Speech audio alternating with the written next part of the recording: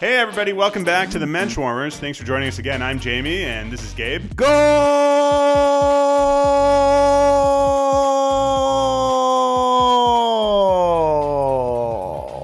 It's the World Cup of Soccer for the women.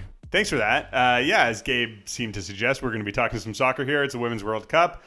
Coming up later on the podcast, we are going to be talking about a very topical thing, very near and dear to our hearts, the NBA championship of the Toronto Raptors. They've won, in case you didn't know. And we'll be talking about the Jewish connections with that team. But first, we're going to talk about some news relating to soccer. Gabe, it's the Women's World Cup. It is, as we said earlier. There's a lot, something we talked about a long time. There are a lot of famous Jewish sportscasters, but perhaps one of the most famous phrases in sports history. Can we get one from you, Jamie? Goal! From the man with the perfect name for a voice, Andrés Cantor, the Argentinian Jewish man who is very famously known for his call of goals. So I didn't know he was Jewish, but he's a member of the Argentinian Jewish community. His last name is Cantor, which we would obviously say is Cantor. And for our non-Jewish listeners, a cantor is traditionally the person in the synagogue who actually sings the prayers. The rabbi is the person who leads the prayers, but the cantor is the person who is known for having a good voice and for being able to enunciate some of the more beautiful parts of the prayers. So Cantor is a great name for someone who is well known, even among non-Spanish speaking fans and non-soccer fans, for that epic goal call. Absolutely. He's the grandchild of Holocaust survivors. Wow. And his grandparents are from Poland, settled in Argentina. And he was raised in Southern California in San Marino. Cool. Where he has commented for Univision and Telemundo for a very long time, and been both an icon of the Latin American media community and the Latin American Jewish community. Wow. For a very long time. It's extremely famous and very beautiful. Sort of a icon of the modern soccer game, for which we have Jewish people sort of as a big part of it, not just in the booth, but in other ways. But we'll get to that soon. Let's talk a little bit more about Andrés Cantor. So he's currently calling games for Univision, for Telemundo. Or maybe those are different. We don't get American channels up here, so I'm not sure. But doing the Spanish language broadcast for Women's World Cup games. And, the women's game has really come a long way in recent years. I feel like, there was a time where every time it was just the U.S. dominating, and it seems like while they are still dominating, there's definitely more women's teams that have players of caliber. They've built out their programs. Oh, absolutely. And the global network of women's leagues, one specifically the Israeli League of women's soccer, is one of the best in the world. Oh, wow, I didn't know that. And, yeah, that's true. And there's a number of players, actually, one in the World Cup, Sashana Campbell of the Jamaican national team, plays in Israel. Jamaica is not favored to win, but they are favored to move on. Oh, are they? I saw they lost to Australia today. They lost to Australia. Australia is that's the group of death. Oh, is it? In the Women's World Cup. Yeah, yes. Australia's good, I think, right? They're very, very good. They have probably the best player in the world right now. Cool. Did Israel make the World Cup this year? They did not, unfortunately. That's too bad. I don't know if we know any Jewish players per se, but one Jew-adjacent player is Megan Rapinoe. That's right. Who's one of the all-time greats in women's soccer, plays for the U.S. team, and she's been a longtime partner of Sue Bird. Yes, Sue Bird, a legendary Jewish athlete. Yeah. Who played at the University of Connecticut, played multi-time for the US national team. champion. That's right, of the Seattle Storm. Multi-gold medal winner, I believe. I think several. Yeah. And the captain of the reigning champion Seattle Storm. Right. Who is proudly Jewish and talks about being Jewish often when she was in Connecticut, when she was growing up, and now as a pro in Seattle. And certainly supporting her partner, I assume, in the upcoming... or in France right now. In France right now. Well, that's a lot of good news in women's soccer. Unfortunately, there's been some bad news in men's soccer. Israel recently had a qualifying match against Poland in the World Cup qualifiers. The next World Cup, of course, is slated for 2022, but qualifiers are happening now.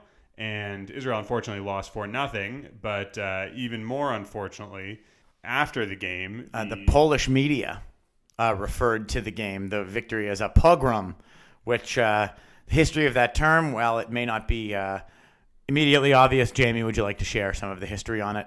Sure. So it wasn't actually the Polish media. It was the Polish Soccer Association Soccer itself. Association itself. Yeah, Oh, that's so worse. I'm looking at a Times of Israel article that was written about this, and the Polish Soccer Association on its Facebook page referred to the victory as a pogrom. Now, again, I feel like we, Jew-splain at things a little bit for our non-Jewish listeners. Try and keep things light for the most part, but occasionally it's important to talk about these things that are, more intense but important issues. Pogroms refer to massacres against Jewish people, traditionally ones that happened in Poland, the Ukraine, Russia, the Pale of Settlement, parts of Eastern Europe where Ashkenazi Jews lived. They were a relatively common feature. It was often used as a way to frighten and intimidate. Absolutely, to frighten and intimidate Jews, to get them out of their homes. Many people were killed in pogroms, scared away from being involved in society and things like that. It was a way of showing Jews that they were not considered full citizens in those countries, which they certainly were not. And it's a term that I think we continue to use today to refer to things. People talked about the Pittsburgh shooting last year as a pogrom. Yep. Anyways, I believe John Mayo, a former guest on our podcast, even referred to it as such. That's right. So it's not something to joke about. I mean, it's not funny. It's not funny to refer to something as a pogrom. I mean, I don't need to make a comparison to some other term and what it means, but we know what this term means. It means the massacre and murder of Jews. Specifically. Yeah, and something that's continued, within living memory, certainly in Poland. So it's really disgusting that they would use such a term. I'm sure there was the typical apologies, etc. afterwards, but it has no place in this world. It has no place in organized sports on a national level. I don't see that there was any retribution or any condemnation from FIFA or anything like that. But it is absolutely something that should be condemned. This is really disgusting. And in Poland of all places. So the last year has seen Poland, which for years has sort of struggled with the way it treated Jews and its relationship to Jewish people in different ways. Poland, which was once the home of Ashkenazi Judaism in many ways, and the origins of so much of late Renaissance and early modernity, Jewish thought and Jewish culture. A place that was actually one of the very few places in the world that was open and welcoming to Jews. I'm talking back the 18th, 17th century now. But last year they passed a law that made it illegal to refer to Poland's, or to talk in certain ways about Poland's role in the Holocaust and collaboration with Nazis in the killing of Jews. Absolutely. And it's taken a real nationalist turn recently. I think we try not to get too political on this podcast, but it's taken a real turn towards embracing anti-Semitism again. And I think there's something that should be mentioned also as we look at the story from the Jewish Telegraphic Agency and other articles that talk about this issue. Many of them take care to mention that the Polish soccer fans at the game gave Hatikva, the Israeli national anthem, a standing ovation and applauded for it, which is not the most common thing in the Israeli soccer world in a lot of countries, especially, if they play in Eastern Europe. Israeli teams tend to get booed or jeered or whistled at, or coins thrown at them, to be honest with you, during the Israeli national anthem. And look, I'm not blaming the Polish fans, who by what you're saying, I'm sure have been relatively open and welcoming to Jewish fans if they were Israeli fans who traveled. I'm sure that's something they appreciated. We have lots of friends, I think, who have traveled to Poland recently, and for many years Poland has benefited significantly from Jews around the world traveling to the home of their ancestors to learn about their past and investigate some of the areas where they lived that they no longer live. And I think there's been lots of Poles who have embraced that right back and said, this is a great boon to our tourism industry, and to have these people come and be able to share a history, because that's what it was. I mean, it was a shared history so long. So I don't fault. And there's still, a lot of them haven't gone back, but there's a large Polish Jewish diaspora post World War II. And I think, unfortunately, it seems like some of the governing bodies in Poland are happy about that. Yeah, that's what I was going to say. I mean, I don't know the ins and outs of Polish soccer and who runs it and all that. But I'm going to guess that whoever's in charge of it has some connection to the people who are in charge of the state. Yep. That tends to be how it is, especially in those countries where head of the soccer federation is a plum job, like Vasily Stalin running the Red Army hockey team. Right. Exactly. And or Valery Kharlamov now in Russia being the head of all sport. Who's that, Valery? He's a very famous goalie from the 1970s. Right. So and he's 80s. some Putin apparatchik, Right. and friend. Anyways. But yeah, anyways, it's disgusting. Hopefully they are forced to apologize or something. I mean, I can't imagine FIFA really coming down hard on them. But yeah, to talk about that in terms of a pogrom is really disgusting. So, unfortunate that Israel lost. I think it's a very, very, very outside chance that they make it to the World Cup. Yep, I think it's very unlikely. We talked about this with Dave Goss several weeks ago. There aren't a lot of mainstream famous Israeli national soccer players. Yossi Benayoun comes to mind from Chelsea in the 2000s, but the Israeli national team is not quite they're not quite reaching the heights that we would hope of other Jewish athletes. But we're here to follow when something anti-Semitic happens to them worldwide. Yeah, that's right. We're here to defend Israel from anti-Semitic comments whenever they come up, regardless of how well they're doing in a sport. Well, let's take it to a lighter note. Let's take a quick break, and then we'll be back to talk everything Raptors, the Jewish angle, the Canadian Jewish angle, and what that means to us and to everyone in Toronto and all Raptors fans everywhere. That's exactly right. And once again, in the words of the immortal Andrés Cantor,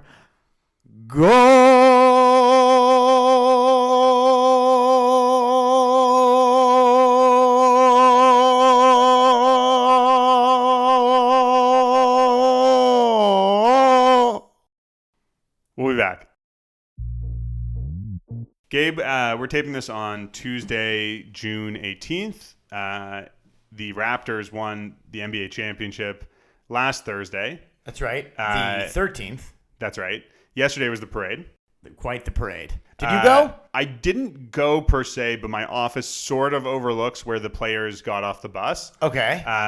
Sort of right behind Nathan Phillips Square. Yep. The parade route took them all the way from Lakeshore up York and University and over to Nathan Phillips. I watched online a little bit when I could. Were you able to watch any of it? I went down in front of my building. I work on York Street. I saw players go by. I yelled at Kawhi. I yelled at Kyle. I yelled at others. And but for the most part, I watched it from the comfort of my desk. Right. And then out the window of my office overlooking University Avenue. So let's go on a little timeline here. The Raptors winning. We watched the game here on Thursday at my house. Yep. It was a moment of such pure exhilaration for you that you and our other friend Adrian ripped your shirts off in celebration before the game even ended. And that's right. You threw it at the computer that the game was streaming off. That's right. Knocking the cord, connecting it to the television out. So that was a fun 10 seconds. Yeah, it was a real schlemiel move. Yeah. By me, matched by a real schlemiel move from Jamie, who immediately shouted, you broke it. And then it was fine. We managed to fix it. Yep. We headed down to Yonge and Dundas. That's right. Another square common in Toronto, which is sort of the heart of the city in many ways. Sort of pretend Times Square. The lit up, busy beating heart of the city. I feel there's very rare places, not as many places you'd see a fully naked man be arrested. It was as busy as I've seen it since the famous 2011 Flaming Lips show, which was busy because they canceled Radiohead, and we're going to circle back to that. Yeah, we will. I believe you were there, were you not? I was. Yeah. I was at the I was planning on going to the Flaming Lips. Is Wayne Coyne Jewish? I don't believe so. I don't think any member of the Flaming Lips are Jewish. Yeah, they kind of suck, right? No, I think they're pretty good. Okay. They used to come out on stage out of a giant zorb? No, out of a giant vagina. Weird. And Wayne would come out. Those were the lips. Yikes. Yeah. Wayne would come out in the zorb, rolling over the crowd after being birthed. But I don't think they're Jewish. I'm going to give it a quick check. Sure. Anyways, we headed down to Yonge Dundas Square and reveled in, the frivolity. Things were drunk. Bottles of scotch were inadvertently broken. But that's right. That's a story for another podcast. I had a good sporting weekend after that. Just talking about our own personal history, I played 2 rounds of golf Friday, Saturday. So that was pretty congratulations. good. Did not play well at all. Just got some new irons that I'm trying to work out, and they were bad. And then the parade was on Monday, the celebrations and all that.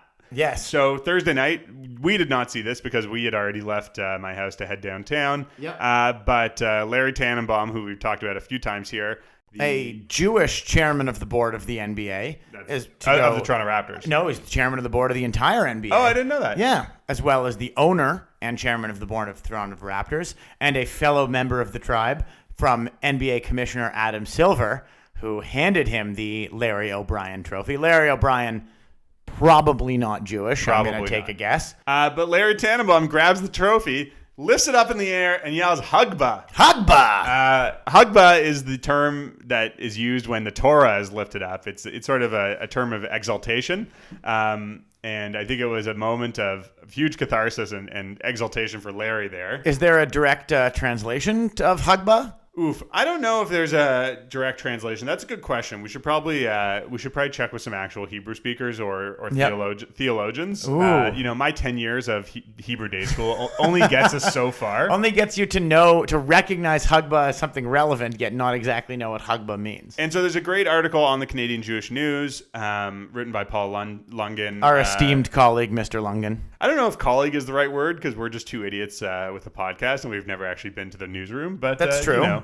Someone who writes for the newspaper that we ostensibly represent as well. Yep. Wrote an article about it, and that the word passed unnoticed, but that anyone with a keen ear and an understanding of Jewish tradition would have recognized it as a reference to the honor of hoisting the Torah after it is read. After it is read, I have performed the Hugba. I believe, Jamie, you probably have too, as you have become a bar mitzvah. Yeah. And earlier that night, there were a few competing Jurassic parks going on around the city. One right around the corner at Holy Blossom. That's right. A large synagogue nearby. I feel like Jurassic Park is a phrase that has been used since the history of the book of Jurassic Park. Yeah, I think so. Yeah, I think like Jurassic Park, it's probably been used to pejoratively describe a synagogue service on a Saturday morning when the average age is 70-something. I guarantee it was like the hottest bar mitzvah theme of 1994. Was Jurassic Park. Yes, I'm sure. You get the dancers dressed up as velociraptors. Sure. And maybe some Toronto Raptors reference. In fact, a friend of mine, a fan of the pod, a friend of mine's brother, had Herbie, the Toronto Raptors announcer, announce him at his bar mitzvah. Oh, wow. So that was a Jurassic Park for the ages for sure. Cool. Was Michael Chabon Jewish? Michael Chabon is definitely Jewish. Did he write Jurassic Park? No, he wrote the Yiddish Policemen's Union. No, who am I thinking of? You're thinking of Michael Crichton. Michael Crichton. Yes. Yeah. I don't know if there's ever been a Jew named Crichton. Okay, you're right. I was thinking of Michael Crichton.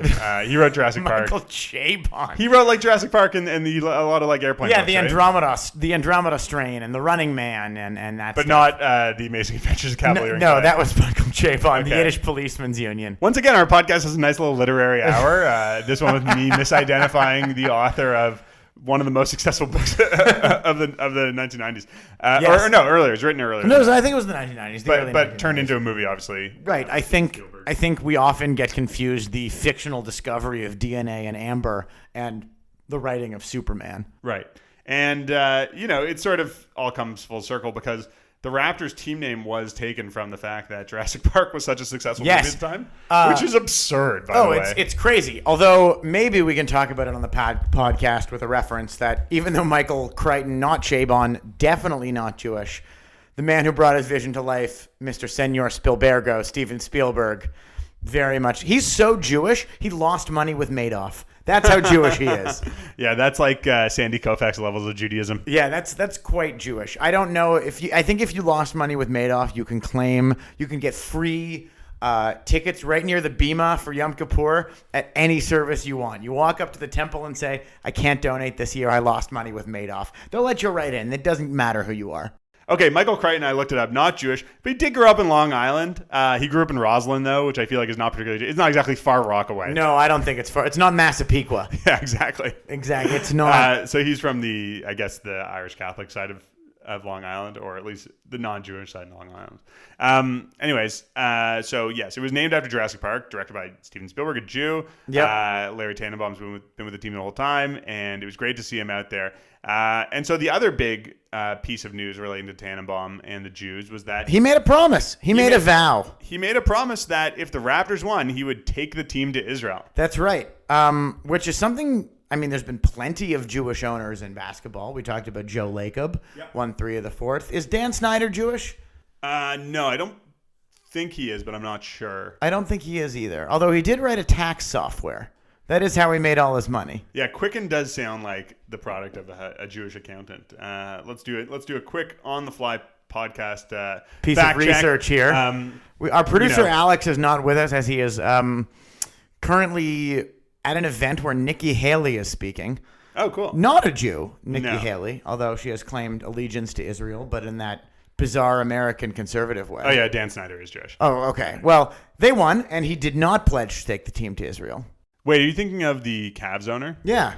Oh, that's Dan Gilbert. Dan Gilbert. Who's Dan Snyder? The Redskins owner. Oh, yikes. Yeah. Yeah, we can't say that on this podcast. The Washington football team owner. We just did. Maybe it'll get bleeped. Anyway, so we have to do our own podcast fact checking on the fly, which leads to a good little moment in how the sausage is made on this podcast. We have a little group chat. How the kosher sausage is made. That's right. 100% beef and or soy. Yeah, Hebrew National sausage. So we got a message from our executive producer, Michael, earlier this week. Did we know whether or not Fred VanVleet was Jewish? Now, Fred VanVleet, Steady Freddy, the 6th man of the Toronto Raptors, who is a huge part of the championship. Even got a MVP vote for the Finals MVP from maybe the crankiest old Jew in all of basketball, Hubie Brown. Oh, Hubie Brown, yeah. Yeah, Hubie Brown is like 90. Yeah, I'm surprised. It's very few people who actually get a Finals MVP vote. Yeah. It's like a random collection of media people and coaches. Hubie Brown is one of them. So, yeah, he got a Finals MVP vote. He was the only vote aside from Kawhi Leonard. Anyways. Hubie Brown is very much the guy you'd see, like, struggling to eat soup. Well, earlier this week, we got a message from our executive producer, Michael, saying, do we know whether or not Fred VanVleet is Jewish? We say, well, never heard anything about that, but let's look into it. And the reason why Michael was his interest was piqued to it was that it said on Fred VanVleet's Wikipedia page that he was Jewish. And we looked into it. We looked into the Wikipedia history, and we found out that this was just a random vandalization. Wishful thinking on the part of a Jewish Raptors fan. Yeah, it wasn't us. Vandalized. It wasn't us, but I think this goes. Let this be known to any Wikipedia vandal, any Jewish sports fan Wikipedia vandal out there, where if you claim someone is Jewish, we will find it and we will fact check you on our podcast. That's right. So we fact checked Fred VanVleet's Judaism, and we were able to find no evidence of it whatsoever. He is from Chicago, though. He's from the Chicago area. I mean, Chicagoland, okay. Chicagoland. I guess that's like, I guess he could be Jewish. It's not like he's from Arkansas, but like, there's lots of non-Jews in Chicago as well. This is true. There are lots of non-Jews. There are fewer Jews in Wichita. Yes, where he played college ball. So if anyone has any information that any leads that on suggests Fred that Fred VanVleet is Jewish, feel free to let us know. Otherwise, we're going to go with the would love to have him, but no evidence category. Yeah. If anyone ever lets us know about someone who they believe is Jewish for one reason or another, some piece of evidence, I think we've both gotten pretty good at investigating it. That's true. Looking into their, we know the right history, their Twitter profiles, and if we go through the Jaden Schwartz, there could be all evidence that they're Jewish, but if they're from Aneroid, Saskatchewan, we'll probably make a ruling otherwise. Yeah, I feel like our first place that we look at is location of birth. Yep. I mean, sure, there are Jews from all over, but like. You hear that's there are Jews from all over, but that you hear someone is from Shanghai. What's a pretty Jewish neighborhood in New York? Crown Heights. Yeah, you hear someone's from Crown Heights, and you say, well, let's put 2 and 2 together. You hear someone's from Newark. Newburgh. Newburgh? Yeah. What's the really Jewish part of New Jersey? Really Jewish part of New Jersey? Yeah. Elizabeth? Elizabeth, maybe. No, I don't know. I feel like all my references are from Philip Roth novels that aren't current anymore. Exactly. Anyways, the first thing we usually look at is location. No, I mean, you hear someone's from Forest Hills or Jamaica in 2015. They were born in 1995. Probably not Jewish. Yeah. They were born in 1955 from Deep Queens. That's a different story. Do you know who's Jewish? Jamaica Kincaid. You might have to tell me who Jamaica Kincaid is. Oh, she's a writer. Anyways, Okay.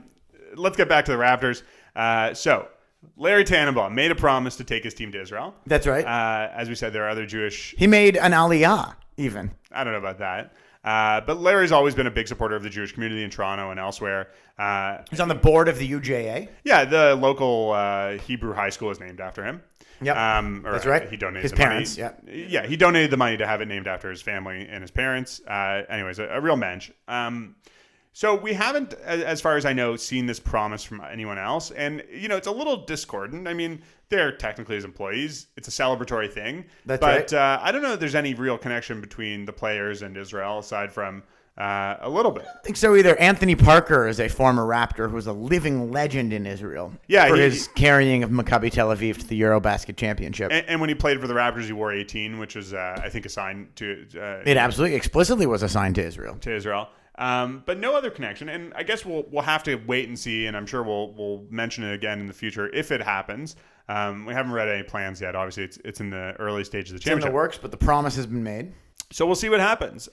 Interestingly, a friend of ours who was a occasional, I would say, a dedicated listener and an occasional lead generator for the podcast, noticed a sign imploring Pascal Siakam not to go to Israel.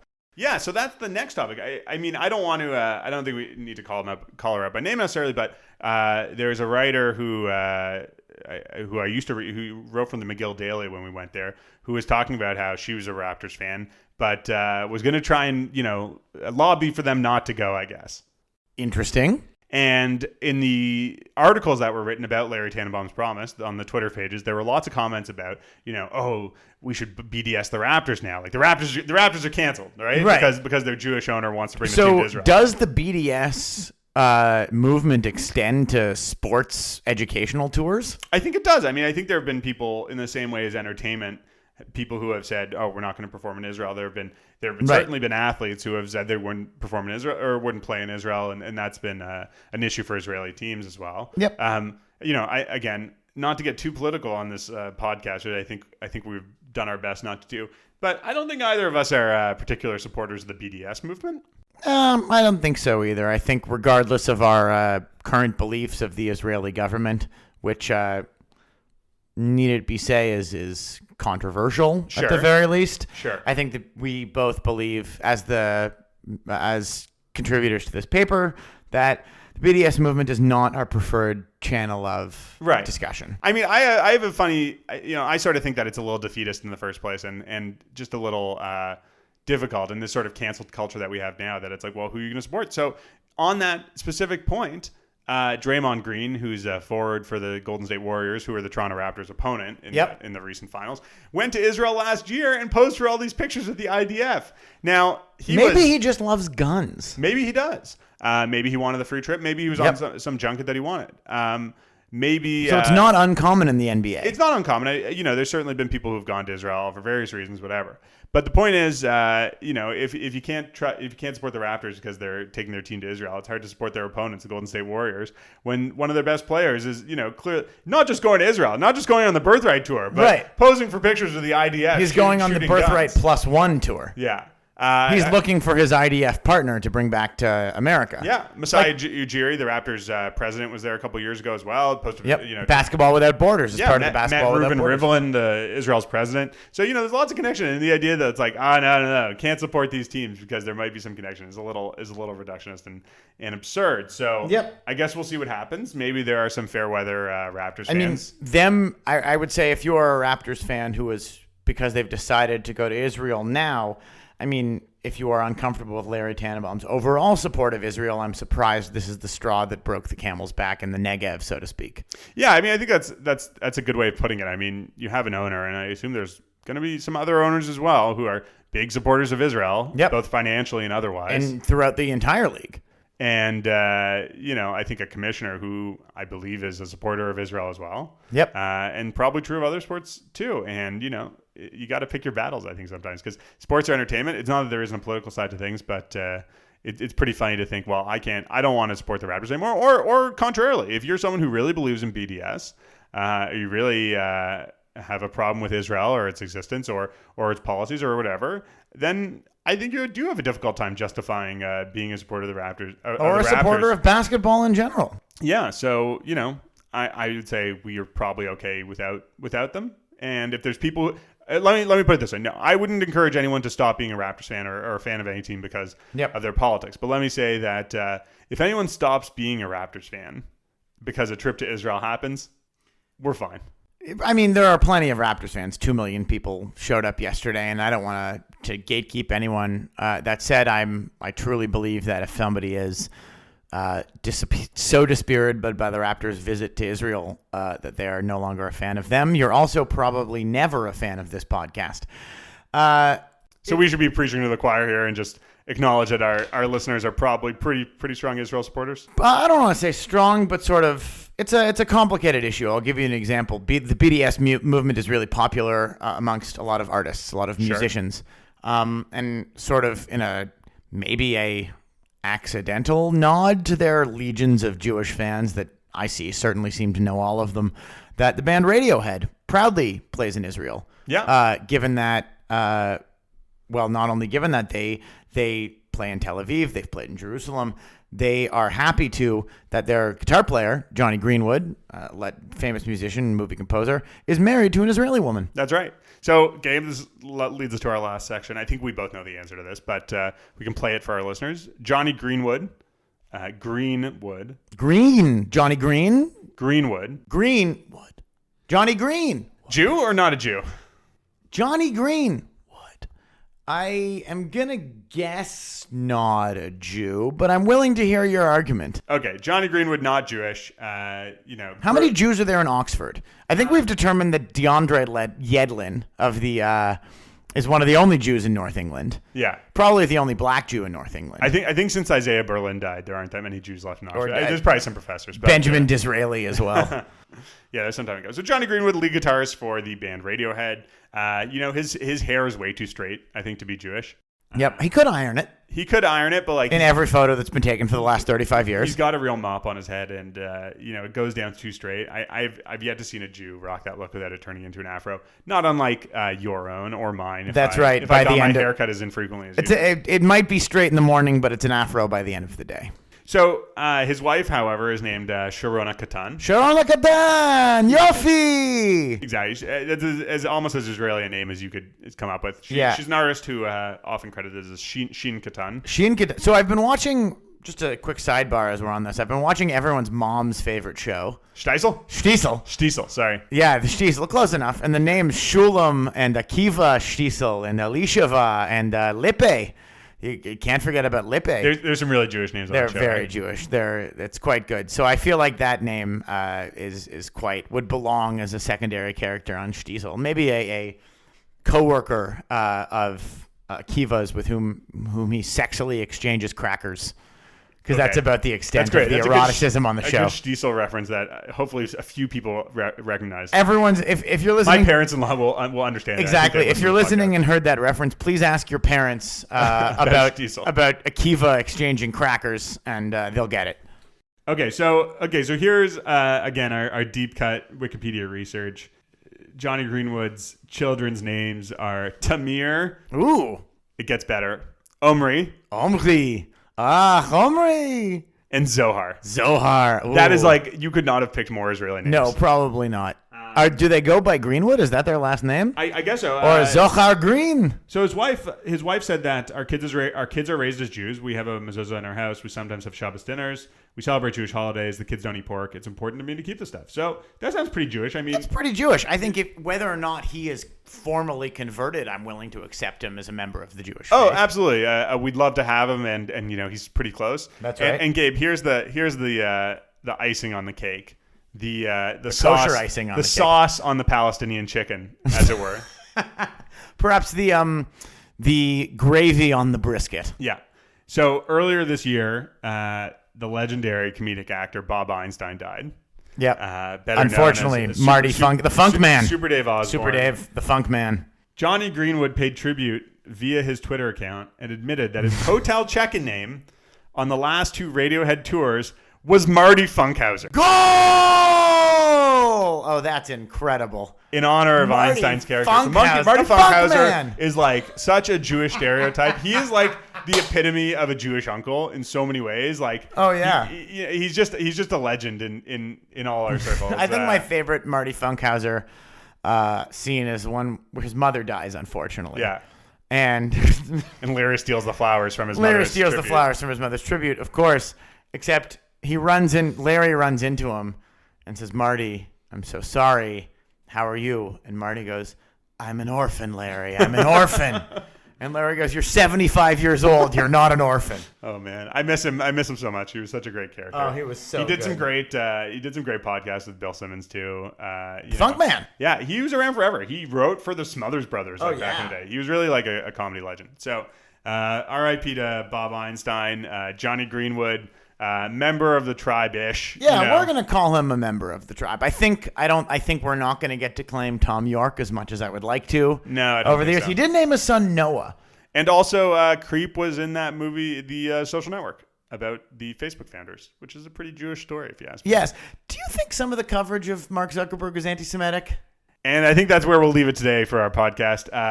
We'll be back in a few weeks. Gabe, I am going to Israel next week. Mazel tov, yofi, sababa, beseder. Yeah, that's great. Have you ever been? I've been to Israel twice. I've been to Be'eretz twice. Did you go on Birthright? I did not go on Birthright, but I did go with my mother. This is great. I hope this is a great introduction. This is a great introduction of your Israeli voice, which is definitely going to get us some feedback. So I'm off to Israel. I don't know if there's a Maccabi Tel Aviv game I can go to while I'm there. I think it might be the off season, but I'll try and do some on the ground soccer reporting. might be. Might be able to see the soccer, the Maybe. football. Kadursal. Yeah. Kadur Regal. Yeah. There you go. Yeah. But we'll be back in a few weeks. Until then, absolutely keep celebrating Larry Tanenbaum. Larry Tanenbaum Jews of Toronto were world champions. Oh, we didn't even talk about Drake. The celebrating the world's biggest sports fan, the Jewish Torontonian, having his chips with the dip. I have a feeling there'll be, as this podcast ages, there will be evergreen content to discuss Drake. Yeah, that's true. And his chip dipping.